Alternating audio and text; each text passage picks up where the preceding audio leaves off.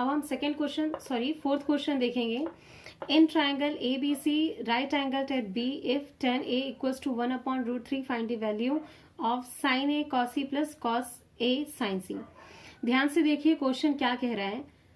Triangle A B सी जिसमें एक angle है राइट एंगल बी, तो मुझे तुरंत एक डायग्राम स्टार्ट कर देना चाहिए, ड्रॉ कर देना चाहिए बनाना, ठीक है, जिसमें मैंने राइट एंगल एट बी, तो मैं यहाँ पे एक राइट एंगल बनाऊंगी जिसे मैं बी शो कर दूंगी, ठीक है। If tan a equals to 1/√3 find the values of sin a cos a sin c। Find जो करना है वो तो बात की बात है। पहले देखिए tan a इक्वल्स टू 1/√3 दिया है, सबसे कन्वीनियंट रहेगा आप a जो है नीचे लें और c ऊपर लें। जब आप a नीचे लेंगे तो ध्यान रहेगा इसके बेसिस पे मुझे पूरे ट्रिग्नोमेट्रिक रेशियोज को सॉल्व करना है, ठीक है, क्योंकि tan a दिया है तो a मैंने नीचे लिया। अगर ये आप ऊपर लेते तो भी सॉल्व होता, पर थोड़ा आपको टफ लगता। मैंने ड्रॉ रेडी कर लिया है। tan a 1/√3 दिया है और tan a के थ्रू मुझे sin a cos a sin c की वैल्यू निकालनी है ताकि मैं इसमें पुट करके इसकी वैल्यू निकालूं। हम स्टार्ट करते हैं सॉल्यूशन गिवन से। गिवन क्या है? गिवन हमारे पास गिवन क्या है? बी तो उसने बता दिया ड्रॉ के लिए। अब गिवन है हमारे पास tan a इक्वल्स टू 1/√3, यही हमारे पास गिवन है। tan a अगर मैं इस डायग्राम के हिसाब से देखूंगी तो क्या आएगा? tan a क्या रहता है? tan होता है tan theta perpendicular upon base. ये फॉर्मूला है इसलिए मैंने इसे ब्रैकेट में शो कर दिया है। अब इस ट्राइंगल में परपेंडिकुलर बेस और हाइपोटेनियस क्या है मैं फिर से बताऊंगी, बार बार क्वेश्चन में बताऊंगी ताकि आपका जो डाउट है वो हमेशा के लिए क्लियर रहे। राइट एंगल के जस्ट सामने वाली जो साइड होती है ट्राइंगल में वो हाइपोटेनियस रहती है। जिस एंगल को लेके हम सॉल्यूशन कर रहे हैं उसके जस्ट सामने वाली जो साइड रहती है परपेंडिकुलर रहती है। जो साइड बच जाती है उसे हम बेस कहते हैं। तो tan theta perpendicular upon base होता है, तो यहाँ पे परपेंडिकुलर ये हुआ और बेस ये हुआ। तो मैं tan a की जगह इसका रेशियो लिख दूंगी BC upon AB equals to 1/√3। अब इस रेशियो से समझ में ये आता है कि BC 1 है और AB √3 है, लेकिन ऐसा नहीं है। हो सकता है ये कुछ और रहा हो, कैंसिलेशन के बाद फाइनली रेशियो को 1/√3 मिल गया हो, इसलिए हम करेंगे लेट BC इक्वल्स टू 1 के 1 लिखने की जरूरत नहीं है किसी भी वेरिएबल के सामने। अच्छा हम इसे कांस्टेंट देंगे, स्टिल चूंकि वेरिएबल का यूज हो रहा है उस कांस्टेंट को भी लाने के लिए, उसके सामने 1 लिखने की जरूरत नहीं होती है, आप उसे सीधा k लिख सकते हैं। AB BC मैंने 1 के मतलब k लिया है, AB √3 k ये लूंगी, ठीक है। वेयर यहाँ आपको जरूर लिखना चाहिए कि आपने k लिया क्या है। Where k is a positive number, ठीक है। नंबर आप पूरा लिखिएगा, मेरे पास स्पेस नहीं इसलिए मैंने एनो डॉट लिखा है, ठीक है।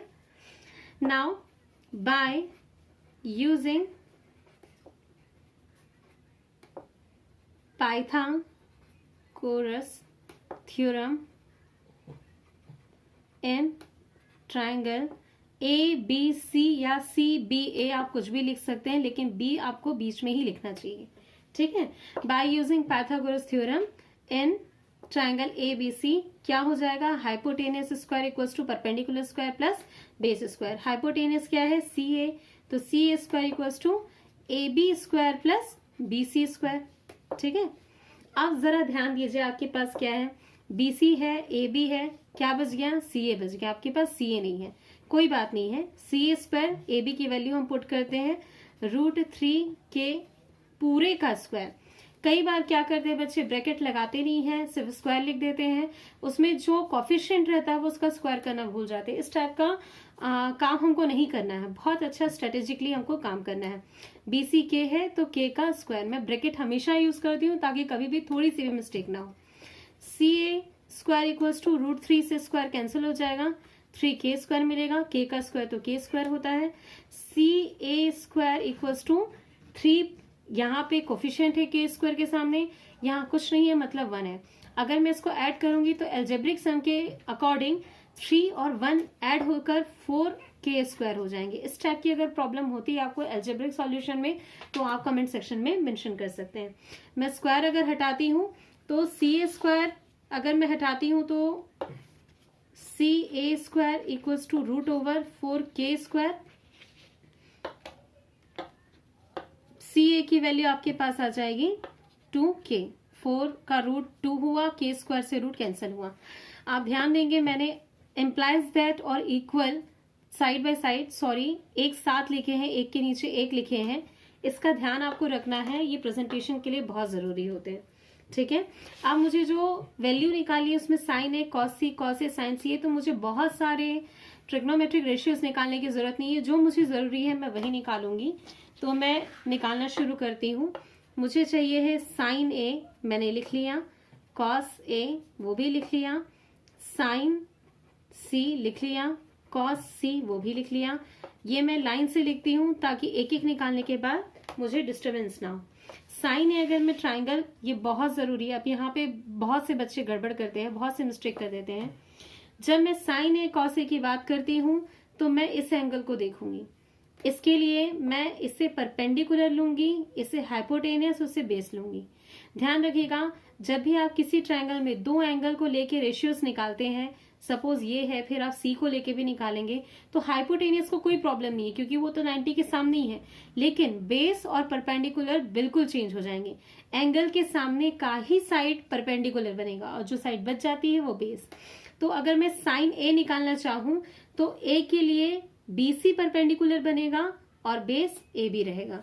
तो इस हिसाब से रेशियो क्या आएंगे, बीसी परपेंडिकुलर हुआ और हाइपोटेनियस एसी हुआ। ठीक, कॉस ए के लिए मेरे पास क्या आएगा, ए बी बेस हुआ और ए सी हाइपोटेनियस हुआ। ठीक है, लेकिन अब जब मैं साइन सी की बात करूंगी तो साइन सी के लिए जब मैं इसकी बात करूंगी तो इसके जस्ट सामने की जो साइड है, अपोजिट साइड है इस ट्राइंगल की, ये परपेंडिकुलर का काम करेगी और ये बेस का काम करेगी, हाइपोटेनियस सेम रहेगा। तो साइन सी के लिए परपेंडिकुलर मेरा हो जाएगा ए बी और हाइपोटेनियस तो एसी ही रहेगा, और कॉस सी के लिए मेरा जो बेस हो जाएगा वो बीसी हो जाएगा, हाइपोटेनियस एसी ही रहेगा। मैं वैल्यूज ढूंढ ढूंढ के रखना शुरू करूंगी। मैंने सबसे पहले वैल्यू देखी बीसी की, बीसी के है, जहां मुझे बीसी दिखा मैंने उसे के रख दिया, और कहीं मुझे बीसी दिख रहा है क्या, मैंने के रख दिया।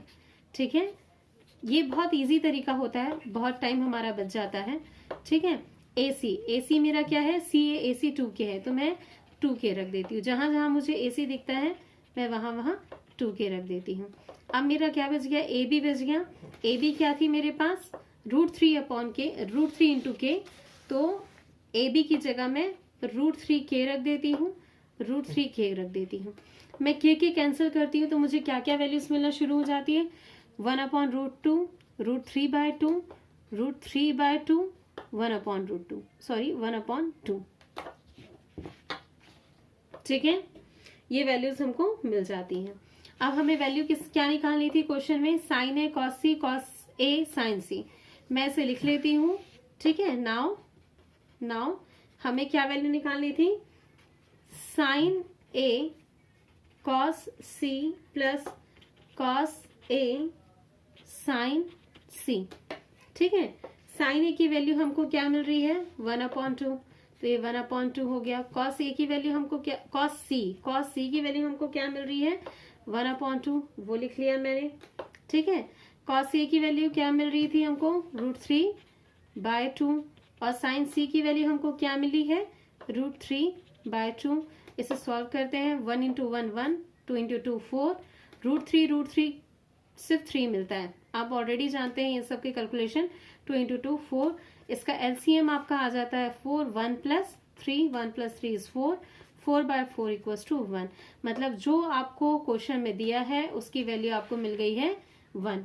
बस यहाँ लाके आपको सॉल्व नहीं करना है, यहाँ पे आपको ये सिंबल देना है, therefore sign A cos C plus cos A sign सी = 1। यहाँ आपको आंसर लिखना है।